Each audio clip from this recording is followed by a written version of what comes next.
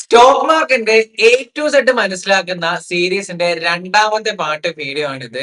എന്താണ് NSE, BSE, SEBI, broker എങ്ങനെ work ചെയ്യുന്നു, ഈ കാര്യങ്ങളെ കുറിച്ചെല്ലാം ഡീറ്റെയിൽ ആയിട്ട് സിമ്പിൾ ആയിട്ട് നമ്മൾ ഈ ഒരു വീഡിയോ സീരീസിൽ മനസ്സിലാക്കുന്നുണ്ടാവും. Hi guys, my name is Ashraf. ഈ ഒരു വീഡിയോ സീരീസിൽ നമ്മൾ മനസ്സിലാക്കാൻ വേണ്ടി പോകുന്നുണ്ട് സ്റ്റോക്ക് മാർക്കറ്റ് വളരെ സിമ്പിൾ ആയിട്ട് മനസ്സിലാക്കി എടുക്കുന്ന ഒരു സീരീസ് ആണ്. അതേപോലെ തന്നെ എനിക്കൊരു ഫോറക്സ് റിലേറ്റഡ് ആയിട്ടുള്ള ചാനലും കൂടി ഉണ്ട്. ഡിസ്ക്രിപ്ഷൻ ലിങ്ക് കൊടുക്കുന്നുണ്ട്. അവിടെ പോയിട്ട് നിങ്ങൾക്ക് ഫോറക്സ് മാർക്കറ്റിനെ കുറിച്ചിട്ട് ഡീറ്റെയിൽ ആയിട്ട് ബേസിക് ടു അഡ്വാൻസ് ലെവലിലേക്ക് പഠിക്കണമെന്നുണ്ടെങ്കിൽ വളരെ സിമ്പിൾ ആയിട്ട് ഞാൻ അവിടെയും സീരീസും കാര്യങ്ങളൊക്കെ ക്രിയേറ്റ് ചെയ്ത് വെച്ചിട്ടുണ്ട്. ചെറിയൊരു കമ്മ്യൂണിറ്റിയാണ്, നിങ്ങൾക്ക് ഫോളോ അപ്പ് ചെയ്യാൻ വേണ്ടി പറ്റുന്നുണ്ടാവും.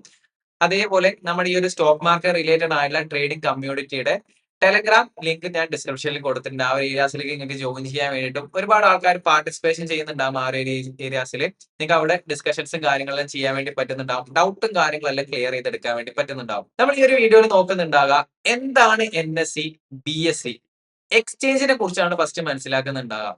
കഴിഞ്ഞ ക്ലാസ്സിൽ നമ്മള് സ്റ്റോക്ക് മാർക്കറ്റ് ഒരു മാർക്കറ്റ് പ്ലേസ് ആണെന്നും ആ ഒരു മാർക്കറ്റിലേക്ക് പോകുകയാണെന്നുണ്ടെങ്കിൽ നമുക്ക് സ്റ്റോക്ക് പർച്ചേസ് ചെയ്യാമെന്നെല്ലാം നമ്മൾ പഠിച്ചിട്ടുണ്ടായിരുന്നു. എങ്ങനെ വാങ്ങാമെന്നും എങ്ങനെയാണ് ഇതിന്റെ പ്രോസസ്സും കാര്യങ്ങളൊന്നും നമ്മൾ കഴിഞ്ഞ ക്ലാസ്സിൽ സംസാരിച്ചിട്ടുണ്ടായിരുന്നില്ല. ഇപ്പൊ സ്റ്റോക്ക് മാർക്കറ്റിലേക്ക് വരുത്താണെന്നുണ്ടെങ്കിൽ നമ്മൾ എക്സ്ചേഞ്ച് വഴി ആയിരിക്കും സ്റ്റോക്കും കാര്യങ്ങളെല്ലാം പർച്ചേസ് ചെയ്യുന്നുണ്ടാകാം. NSE ഉണ്ട്, BSE ഉണ്ട്. ഇവിടെ NSE കൊണ്ട് ഉദ്ദേശിക്കുന്നുണ്ടാകാം നാഷണൽ സ്റ്റോക്ക് എക്സ്ചേഞ്ച് എന്നാണ്. ഇവിടെ നമുക്ക് സ്റ്റോക്കും കാര്യങ്ങളും ലിസ്റ്റ് ചെയ്തത് കാണാൻ വേണ്ടി പറ്റുന്നുണ്ടാകും. നമുക്ക് പർച്ചേസും കാര്യങ്ങളും NSEയിലേക്ക് പോയിട്ട് ചെയ്യാൻ വേണ്ടി പറ്റുന്നുണ്ടാവും. അത് എങ്ങനെയൊക്കെയാണെന്നുള്ള കാര്യങ്ങൾ ഞാൻ പറഞ്ഞുതരാം. BSE ഉണ്ട്, ഇവിടെ ബോംബെ സ്റ്റോക്ക് എക്സ്ചേഞ്ച് ആണ്. ഇവിടെ നമുക്ക് സ്റ്റോക്കും കാര്യങ്ങളെല്ലാം ലിസ്റ്റഡ് ആയിട്ടുണ്ട്. അവിടെ പോയിട്ട് നമുക്ക് പർച്ചേസും കാര്യങ്ങളും ചെയ്യാൻ വേണ്ടി പറ്റുന്നുണ്ടാവും. BSE 1872 ഫോം ചെയ്തിട്ടുള്ളത്. NSE 1992 ഫോം ചെയ്തിട്ടുള്ളത്. ഒരു ഇലക്ട്രോണിക് യുഗം എല്ലാം കൊണ്ടുവന്നിട്ടുള്ളത് NSE ആണ്. ഏറ്റവും കൂടുതൽ വോളിയം കാണാൻ വേണ്ടി പറ്റുന്നുണ്ടാകുക NSEയിലാണ്, എക്സ്ചേഞ്ചിന്റെ ബേസ് ചെയ്തിട്ട്. ബോംബെ സ്റ്റോക്ക് എക്സ്ചേഞ്ച്, BSE ഒരു പഴയ എക്സ്ചേഞ്ച് ആണ്. ഇപ്പം കമ്പാരിറ്റീവ്ലി NSE അപേക്ഷിച്ച് വോളിയം കുറവാണ്. ഓക്കെ, പുതിയ എക്സ്ചേഞ്ചും കാര്യങ്ങളെല്ലാം വരുന്ന സമയത്ത് നമുക്ക് അതിന്റെ റിലേറ്റഡ് ആയിട്ടുള്ള ഒരുപാട് ഡിസ്കഷൻസും കാര്യങ്ങളെല്ലാം ഇപ്പൊ നടന്നുകൊണ്ടിരിക്കുന്നുണ്ട്. അപ്പൊ അങ്ങനെയെല്ലാം വരുത്താണെങ്കിൽ അതിന്റെ അപ്ഡേഷൻസും കാര്യങ്ങളെല്ലാം ഞാൻ ഇനി വരുന്ന വീഡിയോസിലെല്ലാം തരുന്നുണ്ടാവും. ഓക്കെ, അപ്പൊ എന്താണ് NSE, BSE എന്നെല്ലാം നമ്മൾ മനസ്സിലാക്കിയിട്ടുണ്ട്. എക്സ്ചേഞ്ചസ് ആണ്. ഈ ഒരു എക്സ്ചേഞ്ച് വഴി ആയിരിക്കും നമ്മള് ഷെയറും കാര്യങ്ങളും ആ ഒരു മാർക്കറ്റ് പ്ലേസിലേക്ക് പോയിട്ടുണ്ട് എങ്കിൽ നമ്മൾ ആ ഒരു ഷെയറും കാര്യങ്ങളെല്ലാം പർച്ചേസ് ചെയ്യുന്നുണ്ടാകുക ഈ ഒരു എക്സ്ചേഞ്ച് വഴി ആയിരിക്കും നമ്മൾ മനസ്സിലാക്കി വെക്കുക. ഇനി എങ്ങനെയാണ് ഈ ഒരു എക്സ്ചേഞ്ചിലേക്ക് പോയിട്ട് നമ്മൾ പർച്ചേസ് ചെയ്യുന്നുണ്ടാകുക? നമ്മൾ ഇതിനെ കുറിച്ചൊന്നും വറി ചെയ്യേണ്ട. നമ്മൾ ഇതിന്റെ ബേക്കിലുള്ള കാര്യമാണ് സിമ്പിൾ ആയിട്ട് മനസ്സിലാക്കുന്നുണ്ടാകുക. നമുക്കിപ്പോ ഒരു ആപ്ലിക്കേഷനിലേക്ക് പോയിട്ട് ബൈ ക്ലിക്ക് ചെയ്യുന്നു, സെല്ല് ക്ലിക്ക് ചെയ്യുന്നുണ്ടെങ്കിൽ നമ്മൾ ഒരു സ്റ്റോക്ക് വാങ്ങാനും വിൽക്കാനും പറ്റുന്നുണ്ടാവും. ഇതിന്റെ ബേക്കിലുള്ള കാര്യങ്ങളാണ് നമ്മൾ ജസ്റ്റ് ഒന്ന് മനസ്സിലാക്കി വെക്കുന്നത്. ഈ ഒരു എക്സ്ചേഞ്ച് വഴി ആർക്ക് നമ്മൾ പർച്ചേസ് ചെയ്യാന്ന് മനസ്സിലാക്കിയിട്ടുണ്ട്. ഇനി നമ്മൾ എങ്ങനെയായിരിക്കും പർച്ചേസ് ചെയ്യുന്നുണ്ടാകാം? നമുക്ക് ഇതിന്റെ ഒരു ഇടനിലക്കാരനുണ്ട്. ആ ഒരു ഇടനിലക്കാരനെയാണ് നമ്മുടെ ബ്രോക്കർ എന്ന് പറയുന്നുണ്ടാകാം. നമ്മൾ കഴിഞ്ഞ വീഡിയോയിൽ ഒരു എക്സാമ്പിൾ പറഞ്ഞ പോലെ തന്നെ നമുക്കൊരു സ്ഥലം വാങ്ങുന്നുണ്ട് എങ്കിൽ അതിന്റെ നടുക്ക് ഒരു ബ്രോക്കർ നിൽക്കാറുണ്ട് അല്ലെ? അപ്പൊ ആ ഒരു ബ്രോക്കറുടെ ദൗത്യം എന്തായിരിക്കും? നമുക്ക് പേപ്പർ വർക്കും കാര്യങ്ങളെല്ലാം ക്ലിയർ ചെയ്ത് തരാം. അതേപോലെ തന്നെ നമുക്കൊരു ബയ്യറേയും സെല്ലറെല്ലാം ഫൈൻഡ് ഔട്ട് ചെയ്ത് തരാം എന്നുള്ളതാണ് ആ ഒരു ബ്രോക്കർ നമുക്ക് ചെയ്തു തരുന്ന ഉപകാരം. അപ്പൊ അത് ബേസ് ചെയ്തിട്ട് നമുക്ക് അതിന് കമ്മീഷൻസും കാര്യങ്ങളെല്ലാം ആ ഒരു ബ്രോക്കറിന് കൊടുക്കുന്നുണ്ടാവും. നമ്മളെ കാര്യം വളരെ ഈസി ആയിട്ട് ആ ഒരു ബ്രോക്കർ ചെയ്തു തരുന്നുണ്ടാവും. സിമിലർ തന്നെയാണ് ഇവിടെ നമുക്ക് ആ ഒരു ബ്രോക്കർ ആയിട്ട് കാണാൻ വേണ്ടി പറ്റുന്നുണ്ടാവുക. എക്സ്ചേഞ്ചിന്റെയും നമ്മുടെയും നടുക്ക് നിൽക്കുന്ന ഒന്നാണ് ബ്രോക്കർ. ഈ ഒരു ബ്രോക്കർ വഴി ആയിരിക്കും നമ്മൾ ബൈ ആൻഡ് സെല്ലും കാര്യങ്ങളെല്ലാം ചെയ്യുന്നുണ്ടാകുക. അപ്പൊ ഈ ഒരു ബൈ ആൻഡ് സെല്ലും കാര്യങ്ങളെല്ലാം ചെയ്യുന്ന സമയത്ത് എക്സ്ചേഞ്ചിലേക്ക് പോയിട്ട് ബയേഴ്സിനെയും സെല്ലേഴ്സിനെയും എല്ലാം ഫൈൻഡ് ഔട്ട് ചെയ്തിട്ട് നമുക്ക് തരുന്നുണ്ടാകുക ബ്രോക്കർ ആയിരിക്കും. അപ്പൊ നമ്മൾ മനസ്സിലാക്കി നോക്കുക, നമ്മൾ ഡയറക്റ്റ് എക്സ്ചേഞ്ചിലേക്ക് പോയിട്ട് ട്രേഡ് ചെയ്യുന്നുണ്ടാവില്ല. നമ്മൾ ബ്രോക്കർ വഴിയായിരിക്കും ട്രേഡും കാര്യങ്ങളെല്ലാം പ്ലേസ് ചെയ്യുന്നുണ്ടാകാം. അപ്പൊ ആ ഒരു ബ്രോക്കർ ട്രേഡ് എടുക്കുന്നുണ്ട് എങ്കിൽ എക്സ്ചേഞ്ചിൽ എക്സിക്യൂഷൻസും കാര്യങ്ങളെല്ലാം നടക്കുന്നുണ്ടാവും. ഇതെല്ലാം വളരെ മില്ലി സെക്കൻഡ്സ് കൊണ്ട് നമ്മളൊരു ബൈ ക്ലിക്ക് ചെയ്യുന്നുണ്ടെങ്കിൽ ഒരു മില്ലി സെക്കൻഡ്സ് കൊണ്ട് ബൈയും കാര്യങ്ങളെല്ലാം ഇതിന്റെ ബാക്ക് എൻഡിൽ നടക്കുന്നുണ്ടാവും. നമ്മൾ ഈ എക്സ്ചേഞ്ച് എന്താണോ, മറ്റ് ബൈ എങ്ങനെ ചെയ്യുന്നു, സെൽ എങ്ങനെ ചെയ്യുന്നുള്ള വരിയൊന്നും ചെയ്യേണ്ട. നമുക്ക് ഒരു ആപ്ലിക്കേഷൻ എങ്ങനെ യൂസ് ചെയ്യണം, ബൈ എങ്ങനെ ചെയ്യണം, സെൽ എങ്ങനെ ചെയ്യണം നമ്മൾ മനസ്സിലാക്കേണ്ടതായിട്ടുണ്ടാവും. ഓക്കെ, പണ്ട് കാലത്ത് നമ്മൾ കഴിഞ്ഞ ക്ലാസ്സിൽ പഠിച്ചിട്ടുണ്ടായിരുന്നു പേപ്പർ ഷെയർ വഴിയായിരുന്നു ഈ കാര്യങ്ങളിൽ നടന്നുകൊണ്ടിരുന്നത് അല്ലെ? അതായത് നമ്മൾ മാനുവലി ഒരു പേപ്പർ എടുക്കുന്നു, അതിന്റെ സർട്ടിഫിക്കേഷൻസ് ഉണ്ടാവും, അതിന്റെ സൈനിങ് കാര്യങ്ങൾ ഉണ്ടാവും, അത് നമ്മൾ സൂക്ഷിച്ചു വെക്കണം.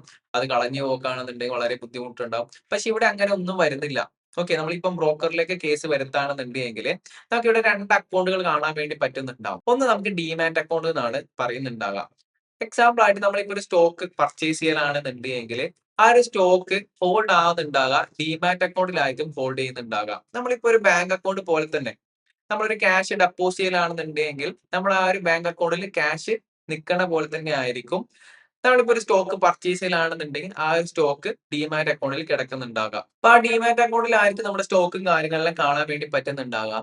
മറ്റൊരു അക്കൗണ്ട് ഉണ്ട്, അതിനെ ട്രേഡിംഗ് അക്കൗണ്ട് പറയുന്നുണ്ടാവും. ഇതൊന്നും നിങ്ങൾ മനസ്സിലാക്കേണ്ട ആ ഒരു മനസ്സിലാക്കി വെക്കണം എന്നൊന്നുമില്ല. നമുക്ക് അതിന്റെ ആ ഒരു ഫ്ലോയിൽ നടന്നോളും. നമ്മൾ ആ ഒരു ട്രേഡിംഗ് പ്ലാറ്റ്ഫോമിലേക്ക് പോകുന്നുണ്ടാവും, ബൈ ചെയ്യുന്നുണ്ടാവും, സെൽ ചെയ്യുന്നുണ്ടാവും. അതിന്റെ ഒരു രീതിയിലങ്ങ് പോകുന്നുണ്ടാവും. നമ്മൾ ഇതൊന്നും പഠിക്കണം എന്നുള്ള രീതിയിൽ നിൽക്കേണ്ട ആവശ്യമില്ല. ഒന്ന് മനസ്സിലാക്കി വെക്കുക എന്നുള്ളൊരു രീതിയിൽ എടുത്താൽ മതി. ഓക്കെ. നമുക്ക് ഡിമാറ്റ് അക്കൗണ്ട് ഉണ്ട്. ഡിമാറ്റ് അക്കൗണ്ടിലാണ് നമ്മൾ ഷെയർസും കാര്യങ്ങളും ഹോൾഡ് ചെയ്ത് വെക്കുന്നുണ്ടാവുക. ട്രേഡിംഗ് അക്കൗണ്ട് ഉണ്ട്. അവിടെ എന്താണ് ചെയ്യുന്നുണ്ടാകുക? നമ്മൾ ഡെയിലി ബൈ ആൻഡ് സെൽ ചെയ്യുന്ന കാര്യങ്ങളെല്ലാം നടക്കുന്നത് നമ്മൾ ആ ഒരു ട്രേഡിംഗ് അക്കൗണ്ടിലായിരിക്കും. നമ്മൾ ബൈ ചെയ്യുന്നു, അന്ന് തന്നെ സെൽ ചെയ്യുന്നു. ഇതിനെ ഇൻട്രാഡേ ട്രേഡിംഗ് എന്ന് പറയുന്നുണ്ടാവും. അപ്പൊ ഈ കാര്യങ്ങൾ നടക്കുന്നത് ആ ട്രേഡിംഗ് അക്കൗണ്ടിലാണെന്ന് നിങ്ങൾ മനസ്സിലാക്കി വെക്കുക. നമ്മൾ ഡിമാറ്റ് അക്കൗണ്ടിലേക്ക് ആയിരിക്കും നമ്മുടെ ഷെയർസും കാര്യങ്ങളും ഹോൾഡ് ചെയ്ത് വെക്കുക. ഇപ്പൊ എക്സാമ്പിൾ ആയിട്ട് നമ്മളൊരു ബ്രോക്കർ വഴി ഒരു ഡിമാറ്റ് അക്കൗണ്ടിലേക്ക് നമ്മുടെ ആ ഒരു പർച്ചേസും കാര്യങ്ങളെല്ലാം വന്നിട്ടുണ്ട് എങ്കിൽ എല്ലാവർക്കും ക്വസ്റ്റ്യൻ ആയിരിക്കും, നമ്മുടെ ഒരു ബ്രോക്കർ വഴിയാണ് വാങ്ങുന്നത്, ആ ഒരു ബ്രോക്കർ പൂട്ടിപ്പോയി എന്ത് ചെയ്യും? അപ്പൊ അങ്ങനെ ഒരു ബ്രോക്കർ പൂട്ടിപ്പോക്കുകയാണെന്നുണ്ടെങ്കിൽ നമ്മുടെ ഷെയർ എപ്പോഴും സേഫ് ആയിട്ട് ഡിമാറ്റ് അക്കൗണ്ടിൽ നിൽക്കുന്നുണ്ടാവും. നമുക്ക് ഇവിടെ ഡെപ്പോസിറ്ററുകൾ ഉണ്ട്. CDSL, NSDL എന്ന് പറഞ്ഞിട്ട് 2 ഡെപ്പോസിറ്റർ നിങ്ങൾക്ക് കാണാൻ വേണ്ടി പറ്റുന്നുണ്ടാവും. എന്താണ് CDSലും NSDലും? ഇതെല്ലാം ഗവൺമെന്റ് ഓതറൈസ്ഡ് ആയിട്ടുള്ള ഡെപ്പോസിറ്റർ ആയിട്ട് നമുക്ക് കാണാൻ വേണ്ടി പറ്റുന്നുണ്ടാകാം. സെബി റെഗുലേറ്റഡ് ആയിട്ടുള്ള ഡെപ്പോസിറ്ററുകൾ ആയിരിക്കും. അപ്പൊ നമ്മളിങ്ങനെ പർച്ചേസ് ചെയ്യുന്ന സമയത്ത് നമ്മൾ ഈ ഒരു ഷെയർസും കാര്യങ്ങളും ലോക്ക് ചെയ്ത് വെക്കുന്നത്, സേഫ് ആയിട്ട് വെക്കുന്നത് ഈ ഒരു CDSലും NSDലും ഒക്കെ ആയിരിക്കും. അപ്പൊ നമ്മുടെ ആ ഒരു ബ്രോക്കർ പൂട്ടിപ്പോയിട്ടുണ്ടെങ്കിലും നമ്മുടെ ബാക്കിയുള്ള ഡിമാറ്റ് ID, നമ്മുടെ പാൻ കാർഡ് എല്ലാം ബേസ് ചെയ്തിട്ട് ആ ഒരു സ്റ്റോക്ക് നമുക്ക് മറ്റൊരു ബ്രോക്കറിലേക്ക് മാറ്റാവുന്ന എല്ലാന്നുണ്ടെങ്കിൽ സെല് ചെയ്യാനൊക്കെ നമുക്ക് പറ്റുന്നുണ്ടാവും. ഓക്കെ. അപ്പൊ വളരെ സേഫ് ആയിട്ടുള്ള ഒരു ഏരിയ ആണ്. വളരെ സ്ട്രക്ചേർഡ് ആയിട്ടുള്ള ഒരു ഏരിയ ആണ് നമുക്ക് ഈ ഒരു സ്റ്റോക്ക് മാർക്കറ്റിൽ കാണാൻ വേണ്ടി പറ്റുന്നുണ്ടാവുക. സെബി എന്ന് പറഞ്ഞിട്ടുള്ള ഒരു റെഗുലേറ്ററി ബോഡി ഇവിടെ വരുന്നുണ്ട്. ഇപ്പൊ എന്താണ് SEBI? Security board of India. നമ്മുടെ ഈ ഒരു RBI എന്ന് പറഞ്ഞിട്ട് കേട്ടിട്ടുണ്ടല്ലേ? ബാങ്കുകളുടെ ബാങ്ക് ആണ് RBI. ബാങ്കുകളെ എല്ലാം കൺട്രോൾ ചെയ്യുന്നത് RBI ആണ്. എന്തെങ്കിലും സ്കാം എല്ലാം നടക്കുന്നുണ്ടെങ്കിൽ RBI ഫൈൻഡ് ഔട്ട് ചെയ്യുന്നുണ്ടാവും. Rules and regulations, repo rate, മറ്റു കാര്യങ്ങളെല്ലാം കൊണ്ടുവരുന്നുണ്ട് ആരായിരിക്കും? RBI ആയിരിക്കും. സിമിർന് തന്നെയാണ് നമ്മുടെ ഈ സ്റ്റോക്ക് മാർക്കറ്റിലെ എല്ലാ കാര്യങ്ങളും. ഇപ്പൊ എന്തെങ്കിലും സ്കാം നടക്കുന്നതായിക്കോട്ടെ, എന്ത് കാര്യങ്ങളും ഇവിടെ റൂൾസും കാര്യങ്ങളും ചേഞ്ച് ചെയ്യുന്നതായിക്കോട്ടെ, എല്ലാ കാര്യങ്ങളും കൊണ്ടുവരുന്നുണ്ടാകാം സെബി ആയിരിക്കും. സെക്യൂരിറ്റി ബോർഡ് ഓഫ് ഇന്ത്യ ആയിരിക്കും കൊണ്ടുവരുന്നുണ്ടാകാം. നമ്മളെ വെൽ റെഗുലേറ്റഡ് ആയിട്ട് നോക്കുന്നുണ്ടാകാം ഈ ഒരു സെബി ആയിരിക്കും. അതേപോലെ തന്നെ നമ്മളൊരു ബ്രോക്കറെ ചൂസ് ചെയ്യുന്ന സമയത്തും നമ്മൾ ഇമ്പോർട്ടന്റ് ആയിട്ട് നോക്കേണ്ട കാര്യം എന്ന് വെച്ച് കഴിഞ്ഞാൽ ആ ഒരു ബ്രോക്കർ സെബി രജിസ്റ്റേർഡ് ആണോ നമ്മൾ നോക്കേണ്ടതായിട്ടുണ്ട്. സെബിയുടെ റെഗുലേഷൻസും ഉണ്ടെങ്കിൽ മാത്രമേ നമുക്ക് അവിടെ സേഫ് ആയിട്ട് ട്രേഡും കാര്യങ്ങളും, അതേപോലെ തന്നെ അവിടെ ട്രേഡും കാര്യങ്ങളും ഇൻവെസ്റ്റ്മെന്റും കാര്യങ്ങളെല്ലാം ചെയ്യാൻ വേണ്ടി പറ്റുന്നുണ്ടാവുള്ളൂ. ഓക്കെ. അപ്പൊ എന്താണ് NSE നമ്മൾ മനസ്സിലാക്കിയിട്ടുണ്ട്. BSE എന്താണെന്ന് മനസ്സിലാക്കിയിട്ടുണ്ട്. എക്സ്ചേഞ്ചുകളാണ്. അപ്പൊ ഈ ഒരു എക്സ്ചേഞ്ചിലാണ് സ്റ്റോക്കും കാര്യങ്ങളും ലിസ്റ്റഡ് ആയിട്ട് ഉണ്ടാകുക. നമുക്ക് ഡയറക്റ്റ് പോയിട്ട് പർച്ചേസ് ചെയ്യാൻ വേണ്ടി പറ്റുമോ? ഇല്ല. അപ്പൊ ഏത് വഴിയായിരിക്കും പർച്ചേസ് ചെയ്യുന്നുണ്ടാകാം? ഇടനിലക്കാരനായിട്ടുള്ള ബ്രോക്കർ വഴിയായിരിക്കും നമ്മൾ പർച്ചേസ് ചെയ്യുന്നുണ്ടാകാം. ബ്രോക്കർ വഴിയായിരിക്കും നമ്മൾ ബയറി സെല്ലർ എല്ലാം ഫൈൻഡ് ഔട്ട് ചെയ്യുന്നുണ്ടാകാം. അപ്പൊ ആ ഒരു ബ്രോക്കറെ എങ്ങനെ നമുക്ക് ചൂസ് ചെയ്യും? നെക്സ്റ്റ് വീഡിയോയിൽ നമുക്ക് മനസ്സിലാക്കി എടുക്കാൻ വേണ്ടി പറ്റുന്നുണ്ടാവും. സെബി രജിസ്റ്റേർഡ് ആയിട്ടുള്ള ഒരു ബ്രോക്കറെ നമുക്ക് ചൂസ് ചെയ്യാൻ വേണ്ടി പറ്റുന്നുണ്ടാവും. ഈ ഒരു ബ്രോക്കറുടെ ബെനിഫിറ്റ് എന്താണെന്ന് കൂടി നമ്മൾ മനസ്സിലാക്കേണ്ടതായിട്ടുണ്ട്. നമ്മൾ നേരത്തെ ആ ഒരു എക്സാമ്പിൾ പറഞ്ഞ സമയത്ത് ആ ഒരു ബ്രോക്കർക്ക് ഒരു കമ്മീഷൻ കിട്ടുന്നുണ്ട് അല്ലെ? സ്ഥലക്കച്ചവടം നടക്കുന്ന സമയത്ത് ഒരു കമ്മീഷൻ കിട്ടുന്നുണ്ടാവും. അതേപോലെ തന്നെ നമ്മൾ ബൈ ആൻഡ് സെൽ ചെയ്യുന്ന സമയത്ത് ഒരു കമ്മീഷൻ ജനറേറ്റ് ആകുന്നുണ്ടാവും. അതായിരിക്കും ആ ഒരു ബ്രോക്കറുടെ പ്രോഫിറ്റ് ആയിട്ട് ഉണ്ടാവുക. ഓക്കെ. അപ്പൊ എന്താണ് എക്സ്ചേഞ്ച്? എന്താണ് ബ്രോക്കർ? നമ്മൾ മനസ്സിലാക്കിയിട്ടുണ്ട്. സെബി എന്ന് വെച്ച് കഴിഞ്ഞാൽ നമ്മൾ മനസ്സിലാക്കിയിട്ടുണ്ട് ആ ഒരു റെഗുലേറ്ററി ബോഡിയാണ് സെബി എന്ന് പറയുന്നുണ്ട്. എല്ലാ കാര്യങ്ങളും നിയന്ത്രിക്കുന്നുണ്ട് ആ സെബി ആയിരിക്കും. അതേപോലെ തന്നെ വേറൊരു കാര്യം കൂടി ഞാൻ ആഡ് ഓൺ ചെയ്യുന്നുണ്ട്. എന്താണ് നിഫ്റ്റി 50, സെൻസെക്സും കൂടി പറഞ്ഞതിന് ശേഷം ഈ ഒരു വീഡിയോ നമ്മൾ വൈൻഡ് അപ്പ് ചെയ്യുന്നുണ്ടാവും. നിഫ്റ്റി 50 എന്ന് വെച്ച് കഴിഞ്ഞാൽ NSEയുടെ ആയിരിക്കും നിഫ്റ്റി 50 ഉണ്ടാകുക. സെൻസെക്സ് എന്ന് വെച്ചിട്ടുണ്ടെങ്കിൽ BSEയുടെ ആയിരിക്കും. എന്താണ് ഈ നിഫ്റ്റി 50, സെൻസെക്സ്? കുറച്ച് ആൾക്കാർക്കും ഐഡിയ ഉണ്ടാവും. ഇൻഡെക്സ് ആണ്. ഓക്കെ. പല ആൾക്കാരും വാർത്തയിലും പത്രത്തിലും പല ആൾക്കാരും സംസാരിക്കുന്ന ഓപ്ഷൻ ട്രേഡിംഗ് കാര്യങ്ങളെല്ലാം സംസാരിക്കുന്ന എല്ലാം കേട്ടിട്ടുണ്ടാവും. നിഫ്റ്റിയിൽ ഇങ്ങനെയുണ്ട്, സെൻസെക്സിൽ ഇങ്ങനെയുണ്ട്, ഓപ്ഷൻ ട്രേഡ് ചെയ്യുന്നുണ്ട്, കോൾ ഉണ്ട്, പുട്ട് ഉണ്ട്, പല കാര്യങ്ങളും കേട്ടിട്ടുണ്ടാവും. അപ്പൊ എന്താണിത്? ഇതൊരു ഇൻഡെക്സ് ആണ്, ഒരു സൂചികയാണ്. നമ്മുടെ എക്കോണമിയുടെ ഗ്രോത്തും കാര്യങ്ങളെല്ലാം നമുക്ക് ഈ ഒരു സൂചികയിലേക്ക് നോക്കലാണെന്നുണ്ടെങ്കിൽ വളരെ ക്ലീൻ ആയിട്ട് മനസ്സിലാക്കാൻ വേണ്ടി പറ്റുന്നുണ്ടാവും. ഓക്കെ. അതായത് 50 കമ്പനീസിന്റെ വാല്യുവേഷനെയാണ് നമുക്ക് ആ ഒരു നിഫ്റ്റി 50 കാണാൻ വേണ്ടി പറ്റുന്നുണ്ടാവുക. ഒരു ബെഞ്ച് മാർക്ക് ആയിട്ട് കാണാൻ വേണ്ടി പറ്റുന്നുണ്ടാവുക. നിഫ്റ്റി 50 എന്ന് വെച്ച് കഴിഞ്ഞാല് നമ്മുടെ ഇന്ത്യയിലുള്ള ടോപ്പ് ആയിട്ടുള്ള 50 കമ്പനീസിന്റെ ഒരു ബെഞ്ച് മാർക്ക് ആയിട്ടായിരിക്കും അവിടെ കാണാൻ വേണ്ടി പറ്റുന്നുണ്ടാവും. ഇതിൽ IT സെക്ടർ ഉണ്ടാവും, ഫൈനാൻസ് സെക്ടർ ഉണ്ടാവും, ബാങ്കിങ് സെക്ടർ ഉണ്ടാവും, എനർജി സെക്ടർ ഉണ്ടാവും. എല്ലാ സെക്ടേഴ്സും മിക്സ് ചെയ്തിട്ടായിരിക്കും കാണാൻ വേണ്ടി പറ്റുന്നത്. ടോപ്പ് ആയിട്ടുള്ള 50 കമ്പനീസിന്റെ ഒരു ബെഞ്ച് മാർക്ക് ആയിരിക്കും ഈ ഒരു ഇൻഡെക്സ് പോയിന്റിൽ കാണാൻ വേണ്ടി പറ്റുന്നുണ്ടാകാം. അപ്പൊ ഒറ്റ നോട്ടിൽ തന്നെ ഇന്ത്യയുടെ മൊത്തത്തിലുള്ള ഒരു എക്കോണമിയുടെ ഡാറ്റ നമുക്ക് മനസ്സിലാക്കി എടുക്കാൻ വേണ്ടി പറ്റുന്നുണ്ടാകും ആ ഒരു ചാർട്ടെല്ലാം നോക്കുന്ന സമയത്ത്. ഇനി എന്താണ് BSEയുടെ സെൻസെക്സിൽ വരുന്നുണ്ടാകാം? ഇന്ത്യയിലെ ടോപ്പ് 30 കമ്പനീസിന്റെ 30 കമ്പനീസിന്റെ ബെഞ്ച് മാർക്ക് ആയിരിക്കും, ഒരു വാല്യുവേഷൻ ആയിരിക്കും നമുക്ക് അവിടെ കാണാൻ വേണ്ടി പറ്റുന്നുണ്ടാകുക. സെൻസെക്സിലേക്ക് നോക്കലാണെന്നുണ്ടെങ്കിൽ നമ്മുടെ എക്കോണമിയുടെ ആ ഒരു ഗ്രോത്തും കാര്യങ്ങളും അവിടെ നമുക്ക് കാണാൻ വേണ്ടി പറ്റുന്നുണ്ടാവും. അപ്പൊ രണ്ട് ഏരിയാസിൽ നമുക്ക് ഒരു ഇൻഡെക്സ് കാണാൻ വേണ്ടി പറ്റുന്നുണ്ടാവും. നമ്മുടെ എക്കോണമിക് ഗ്രോത്തും കാര്യങ്ങളൊക്കെ മനസ്സിലാക്കി എടുക്കാൻ വേണ്ടി പറ്റുന്നുണ്ടാവും. ഇതിൽ ഓപ്ഷൻ ട്രേഡും കാര്യങ്ങളെല്ലാം ചെയ്യാൻ വേണ്ടി പറ്റുന്നുണ്ടാവും. വരുന്ന വീഡിയോസിൽ ഇതിനെ കുറിച്ചെല്ലാം ഡിസ്കഷൻ ചെയ്യാൻ വേണ്ടി പറ്റുന്നുണ്ടാവും. അപ്പൊ മനസ്സിലാക്കി വെക്കുക, നമ്മുടെ ഇവിടെ NSEയും BSEയും പറഞ്ഞുകൊണ്ടാണ് ഈ ഒരു കാര്യം കൂടി ഞാൻ മെൻഷൻ ചെയ്തിട്ടുള്ളത്. NSE എന്ന് വെച്ച് കഴിഞ്ഞാല് നിഫ്റ്റി 50 ആണ്. BSE എന്ന് വെച്ച് കഴിഞ്ഞാല് സെൻസെക്സ് ആണ്. നിങ്ങൾ മനസ്സിലാക്കി വെക്കുക.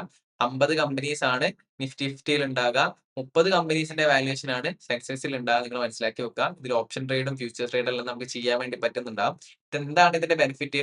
ഒറ്റ നോട്ടത്തിൽ തന്നെ നമുക്ക് ഇന്ത്യയുടെ എക്കോണമിയും അതേപോലെ തന്നെ ഈ കമ്പനീസിന്റെ പെർഫോമൻസ് എല്ലാം നമുക്ക് മനസ്സിലാക്കി എടുക്കാൻ വേണ്ടി പറ്റുന്നുണ്ടാവും. നമ്മുടെ എക്കോണമി എങ്ങനെയാണ് പോകുന്നതെന്ന് നമുക്ക് മനസ്സിലാക്കി വെക്കാൻ വേണ്ടി പറ്റുന്നുണ്ടാവും. വളരെ ക്ലീൻ ആയിട്ടുള്ള ഒരു അപ് ട്രെൻഡ് ആണെന്നുണ്ടെങ്കിൽ എക്കോണമി മുകളിലോട്ടേക്കാണ് പോകുന്നതെന്നും സൈഡ് വൈസ് ആയിട്ട് പോകുന്നുണ്ട് എങ്കിൽ എക്കോണമിയും മാർക്കറ്റും ഒക്കെ സ്റ്റക്ക് ആയിട്ടാണ് നിൽക്കുന്നുണ്ട് എന്നും നമുക്ക് മനസ്സിലാക്കാൻ വേണ്ടി പറ്റുന്നുണ്ട്. അതേപോലെ ഡൗൺ ആയിട്ടാണ് പ്രൈസ് പോകുന്നുണ്ട് എങ്കിൽ ആ ഒരു ചാർട്ട് കാണുന്നുണ്ടെങ്കിൽ എക്കോണമി ഡൗൺ സൈഡിലേക്ക് വരുന്നുണ്ട്, ഒരു ഡൗൺഫാൾ ആണ് നമുക്ക് കാണാൻ വേണ്ടി പറ്റുക എന്നുള്ളത് നമുക്ക് വളരെ ക്ലീൻ ആയിട്ട് വളരെ സിമ്പിൾ ആയിട്ട് ലോജിക് കൂടെ മനസ്സിലാക്കി എടുക്കാൻ വേണ്ടി പറ്റുന്നുണ്ടാവും. അപ്പോൾ നമ്മൾ ബേസിക് ആയിട്ടുള്ള കാര്യങ്ങളെല്ലാം ഇതിൽ കവർ ചെയ്തിട്ടുണ്ട്. എന്തെങ്കിലും നിങ്ങൾക്ക് ഡൗട്ടോ കാര്യങ്ങളോ ഉണ്ടെങ്കിൽ കമന്റ് ബോക്സിൽ ചോദിക്കാൻ വേണ്ടി പറ്റുന്നതാണ്. ഇപ്പൊ ഞാൻ ഈ ഒരു സീരീസിന്റെ സെക്കൻഡ് പാർട്ട് ഇവിടെ വൈൻഡ് അപ്പ് ചെയ്യുന്നുണ്ട്. നെക്സ്റ്റ് സീരീസിൽ നമുക്ക് എങ്ങനെയാണ് ഒരു ബ്രോക്കർ അക്കൗണ്ട് ഓപ്പൺ ചെയ്യാന്നുള്ള കാര്യം നമ്മൾ മനസ്സിലാക്കുന്നുണ്ടാവും. അതേപോലെ തന്നെ നിങ്ങൾ ഈ ഒരു സീരീസ് ഫോളോ അപ്പ് ചെയ്യുന്നുണ്ടെങ്കിൽ ഈ ഒരു ചാനൽ എന്തായാലും സബ്സ്ക്രൈബ് ചെയ്യുക, ലൈക്ക് ചെയ്യുക, ഷെയർ ചെയ്യുക. നിങ്ങളുടെ ഷെയർ മാർക്കറ്റ് പഠിക്കാൻ താല്പര്യമുള്ള ഫ്രണ്ട്സിന് ഈ ഒരു വീഡിയോ ഷെയർ ചെയ്ത് കൊടുക്കുക.